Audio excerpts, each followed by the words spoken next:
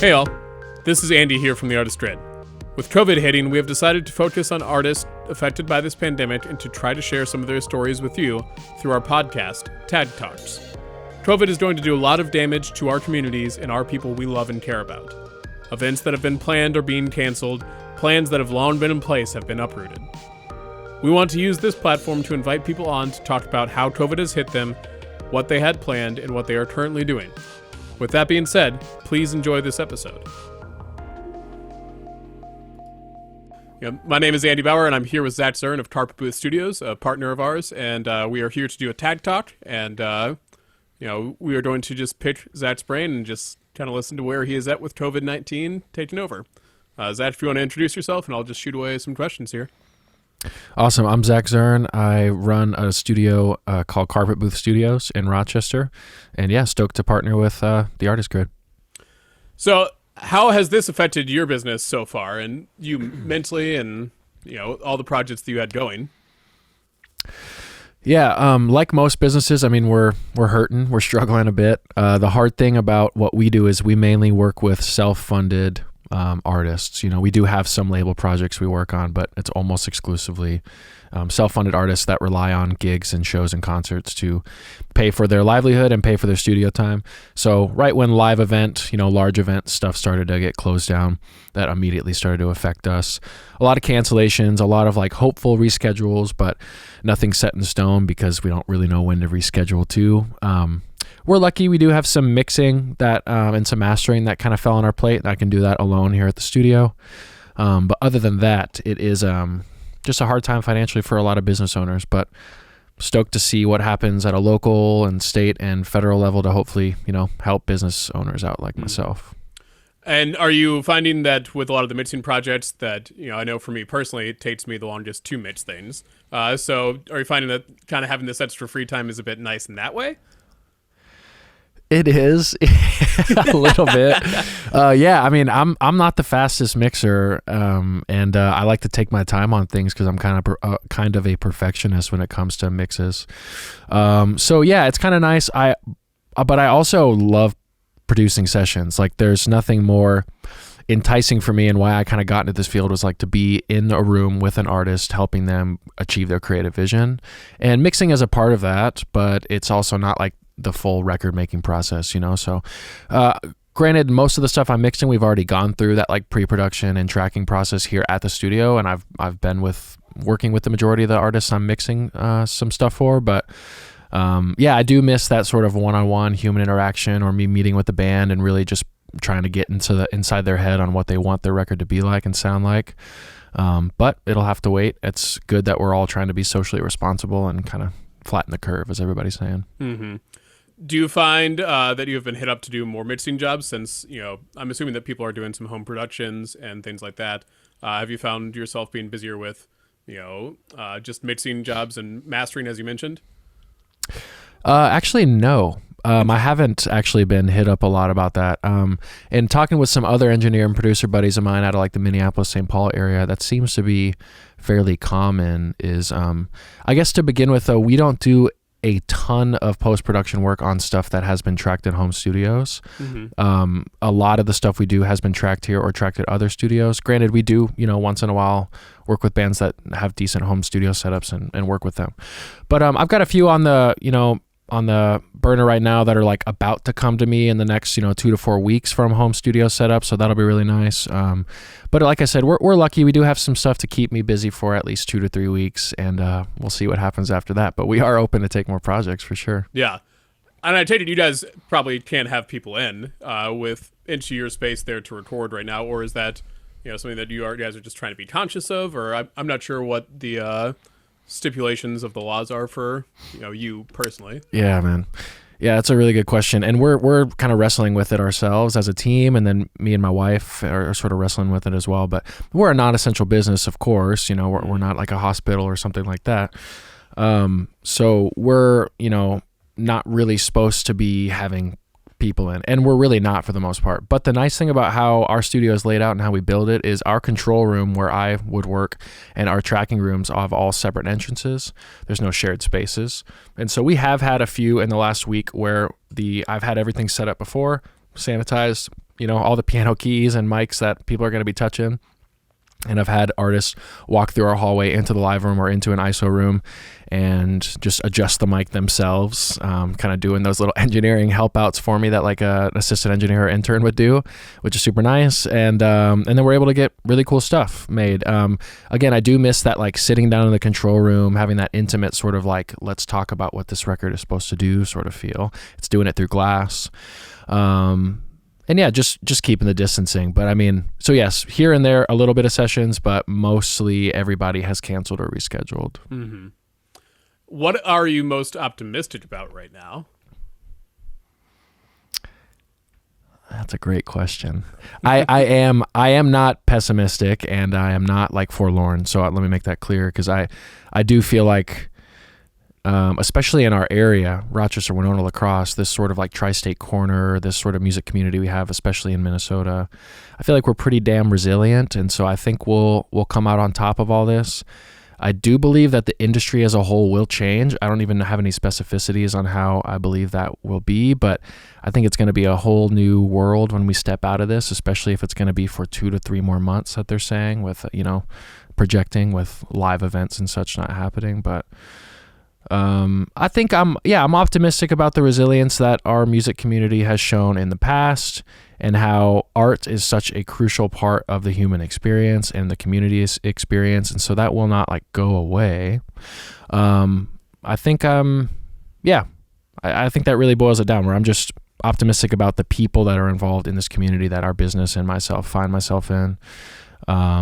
And I know that it has worked out for me for this long, and I think we do good work. And so with all those things, considered, as the world becomes a little bit more normal, I'm sure we'll pick up right where we left off. And we do have a lot of people just like waiting. So I'm sure it could be a good thing. We might be slammed for a little bit because there's a lot of people that aren't able to get in right now. Yeah, I personally feel like I think everyone's going to leave quarantine and, this phase right now with a fire in their heart, which is, gives me a lot of hope and optimism here, just to, see what happens now. Because I think, one of the things that we do as artists and, as engineers and things like that is we're helping to discuss like the human experience. We're helping to digest that. And I think that, something as traumatic as what we're all going through, a collective, horrific event in human history, this is the time where we have to have art as well, to help, the spiritual side of us get through to that and process together. Which is, I always love what you do. I've been fortunate to come check out your space and hear some of the recordings from there, and I think they're fantastic and potent and exactly what I want to hear. But I'm excited to see the next phase of artists coming in, and after this all ends, because I think that's going to be important. Yeah, and I'm excited to see how the artist grid sort of births out of this. Interesting, like a phoenix from ashes, or whatever analogy you want to use. It's an odd time to like make your presence known as a collective, but I think people are desperate for some sort of community, and if the community needs to be virtual right now, I mean, you guys have a great team built around that to hit the nail on the head with that. So I'm excited to see what happens with y'all too. Thank you. I think it's we're all we got. Like this whole community that we're involved in. This is it. So I'm happy that we're doing this now. This is not how I think we intended it all to come out with, right, all this hectic stuff going on, and our inability to, execute the original plan. But I think sometimes you just got to roll with the punches. Absolutely. Yeah. What was the last session you had in with full like band or group? Yeah, on Monday night, I believe. Today's Thursday. Monday night, we had a guy named Elvis Francois in, and he goes by Dr. Elvis Francois. He is sort of like an internet personality, for lack of better language. Like, he sang on the Ellen Show a year or two ago. He's had some appearances on some other TV things. He's a really cool guy. He's a resident at the Mayo Clinic here in Rochester, has a wicked voice, kind of Leslie Odom Jr.-esque, kind of got this traditional style to him, but like translates to modern pop really, really well. And he is just a huge philanthropist and kind of advocate for charity. And so He does a lot of things like the iHeartRadio Awards happened recently, and they had to do it from a streaming perspective. So there was people, like Alicia Keys and other huge names that were doing kind of streaming concerts from their homes. And right in the middle of the concert, they did a kind of tribute to like healthcare workers.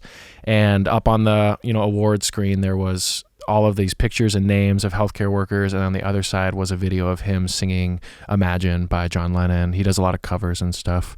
And so anyways, we had him in because he's partnering with an organization out of Nashville that is going to be putting out a 4-song record that we cut, really simple, just like a baby grand and his voice, really live in the room feel, and all the proceeds from that are going to go towards like COVID-19 relief. And so we just tracked that the other night, and I got that mix this week, and it sounds awesome, and that dude's voice rips. So I'm excited to see, he's got a huge reach online, so I'm excited to see what sort of impact they can make for charity. Yeah. And you guys yourself are also very involved in charity and your communities and doing things around your neighborhood. I think one of the things I admire a lot about you is your ability to see like, oh, people have helped me get somewhere. Like, let me also do my part too. So what else are you guys, what are some of the groups that you guys have been involved with historically and are looking forward to in the future post COVID-19? Yeah, it's a good question. I mean, we try to help out a lot of like youth and education, and maybe this is a good time to sort of put out in the ether that one thing, and I talked to Danny about this briefly, maybe you as well, on a separate conversation we had, but one thing that we'd really like to launch in 2020, and we'll see if this whole thing screws up our plan at all, but we'd really like to launch a scholarship fund that is within, kind of under the umbrella of Carpet Booth. We're not going to incorporate it as like a 501c3 because all of the hoops you have to jump through or anything like that, but a scholarship fund that basically exists from people donating. Maybe that's somebody did a record and they'd like to add a tip, and that tip will go towards our scholarship fund, or it's a outside organization or an individual or family that really believes that some people that aren't blessed with an income, that is able to pay for studio time but really has the chance, they can kind of pitch into our scholarship fund. And then when I either see somebody locally that I see has a lot of talent and potential that I really believe should be heard by people in like a record format, then I can either reach out to them, or if I have people that reach out to me asking for assistance in that way, then I can sort of dip into that scholarship fund to help them. Because you and I both know, I mean, there are so many talented people out there, and money is king in a lot of different ways, as sad as that is, and whether you agree with that or not. And so a lot of people deserve to be heard that just don't have the practical chance to do so. And so hopefully that's something that we can launch in 2020.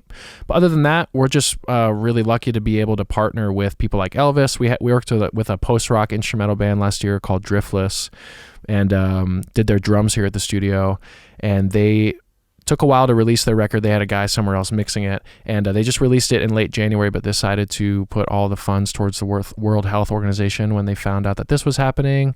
So whenever we hear about people that are sort of aligning themselves with that, we either try to, comp studio time or give crazy discounts, just be involved, because we're lucky. Like you said, people have helped us get here. We'd love to sort of pass along the favor, and it's important to the business and my family. Mm-hmm. Yeah. We keep talking about your space, and I don't think we've fully introduced your space. So I think that's sure, yeah. You want to tell us a bit about your location and what all you guys have going on? Yeah, again, Carpet Booth Studios. We're a production and recording studio. Our little tagline is like comfortable yet professional atmosphere. And so we've been in several different spaces over the last a little over 3 years that we've been a studio under this name. But about a year ago, we just finished building our new space, our new Studio A. We bought a former church building a little south of Rochester, right off of Highway 52 and 90. And converted that into our new Studio A. So we've got a really spacious control room with a huge live room and 3 differently shaped and differently treated ISO rooms, with what any pro studio would have: big mic locker, a bunch of instruments, all that jazz. And it's been super fun to work in this space. I think when you were here last, we were talking about how much of a blessing and gift it is to be able to work in a space that's like actually built and treated for recording records, because those that have the experience or those that don't, one thing to know is like rooms have such a huge factor in making good records. And a lot of things can be done in bedrooms, which is super cool. You just got to kill all the reflections, but it's so nice to be able to have spaces that are supposed to feel really huge or supposed to feel really dead and small. And we can have that as just like picking the right guitar or the right mic. We can pick the right room and the right sort of treatment to make the record sound like we want it to. So yeah, I feel spoiled working in this space. I always think it's interesting, like, when you pick out a guitar or like a setting on an amp or something like that, you look for a tone or a timbre, something that, evokes something out of you that you want. And I think people kind of forget that doesn't ever stop right there. That continues on to like, the different reverbs you have, the different microphones you have, like it all plays a part, and that's why you go to a good engineer, someone that knows like, oh, like you want this type of thing, like here's how we can make that happen from point A to point B. And I think that's, the art form of it is trying to figure out how to get that in one of the aspects of it, but how to make that feel right, which I always enjoy. I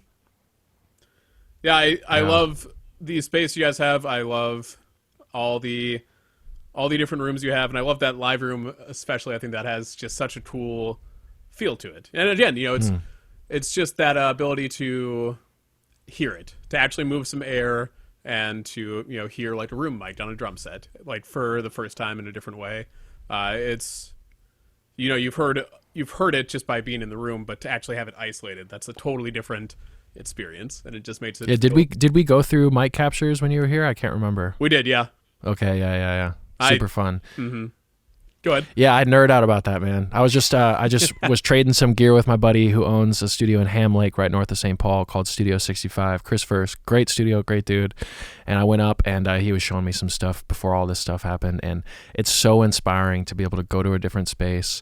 And it's like you can have the same mic, the same kit, or the same guitar, whatever it is, but just the room makes such a damn difference. And it is so inspiring for me to see, like, he's got a way smaller live room than I have, shorter ceilings, but like he can make the drum sound just as big as I can with the right techniques, So yeah, like you said, going to the right engineer will make a world of a difference. And then what made you want to be an engineer?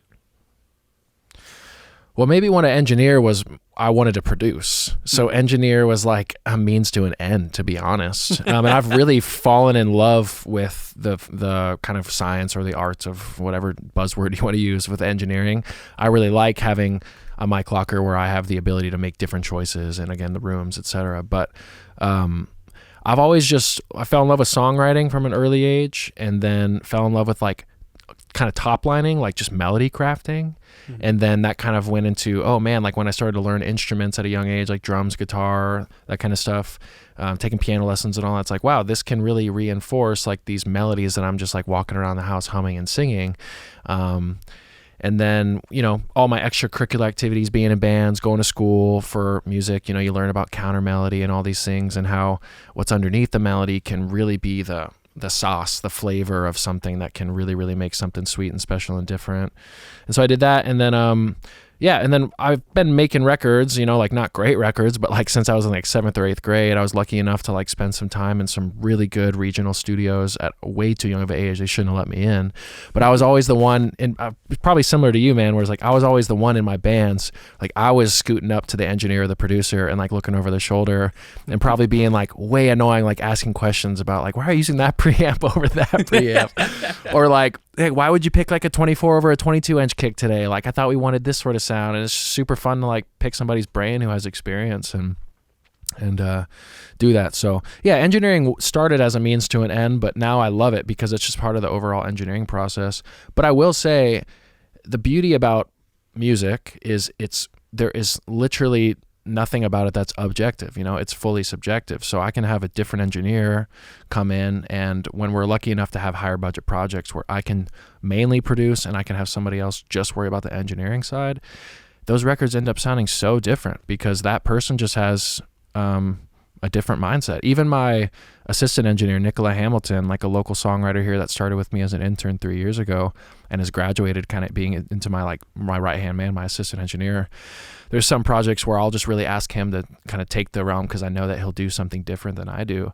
And the drums or whatever it is end up sounding like way different and sometimes like way cooler just because he was looking at it from a different perspective. And picking the mics that had more top end because we knew it was supposed to be a really crisp sound or something like that. But yeah, I was about to say don't get me started, but this is what a podcast is about. But like I nerd out about this stuff and it's super fun, and it's the stuff that like I go to bed, thinking about like, oh, why did I choose that mic over this? Or like, oh, I was in love with that sound today. And so yeah, I love that I get to do this. Mm-hmm. And then for finding you online, you guys have a Facebook page, I believe, and then you also have Instagram, correct? If you want to run through just how to find you online, I think that'd be pertinent for We're everyone. at Carpet. Yeah, at Carpet Booth everywhere. CarpetBooth. Carpet Booth. Twitter, Instagram. We don't really use Twitter, but yeah, Instagram, Facebook, we're pretty active at. And then carpetbooth.com is our website. We got some photos on there, examples of work we worked on, and then all our gear is listed on there as well. Mm-hmm. And then I was going to ask too, with Author, because you play an Author as well. Yeah. Have you guys just? How is that hitting you guys? I suppose you guys are probably just, waiting for a bit here to go out and play some more. But I know you had just dropped a single not too long ago. Yeah. I mean, you know this. A lot of listeners will know that like when you drop a single, there's usually like something to come after that, and so it's a little bit of a bummer because we were really excited. Like we dropped the single, we've got some stuff we've been working on here at the studio that like we're really excited about, like an EP's worth of stuff, but we needed like another week to like track stuff, and we were planning on doing that pretty soon after that, and it just didn't work out because of all this crap.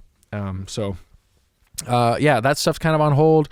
I was just on the phone with them recently, and we're trying to figure out some better like home recording solutions for those two in their own spots so that we can sort of virtually send ideas to each other, and maybe even get Trevor a good enough mic where he can track actual vocals and I can mix them in. And so we're trying to figure out how to be a virtual band. We're just not the best at that, to be honest. Like we really, and I think a lot of people are like this, we really thrive on just being in the room together and feeding off each other's energy. And we've been best friends for almost 15 years or something like that. So it's like, I don't know, we just like to be in the room together. And then, yeah, I mean, just like every band, we had all of our shows canceled. We had I think 3 or 4 one-offs, and then we're going to go out on the road with a band we've gone out with for a couple weeks called Mountains Like Wax. They're from Nashville, super cool guys.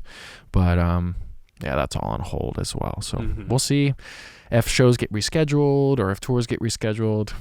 Nobody knows. Yeah, I think that's part of the hard part for me is like, I feel like I'm living in an imaginary land where it's like, oh yeah, like maybe August we'll be able to go out and tour, and like there'll be gumdrops everywhere. It'll be great. I don't know what's gonna happen. No one does.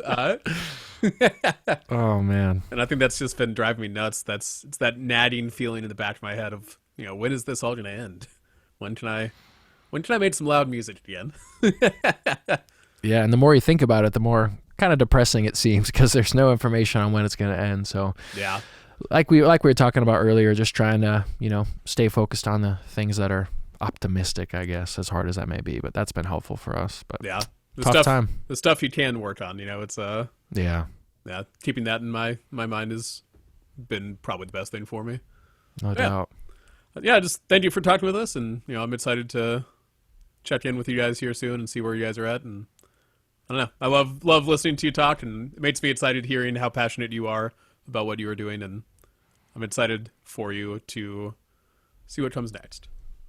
That's dope, man. And I will say this all day, like your team at the Artist Grid, like all of you individuals are so inspiring and such great dudes. It's kind of a super power team to have all you guys together in one front and have one vision in mind. So I'm just so stoked to see what happens with the Artist Grid. And like I said right away, super honored to be part of the kind of the community in that way and that collective. So let's do it, man. We'll see what happens. Hell yeah, man. All right, We're glad you caught this episode of Tag Talks. Check the links in the description below to find further content and discover the artist's work for yourself.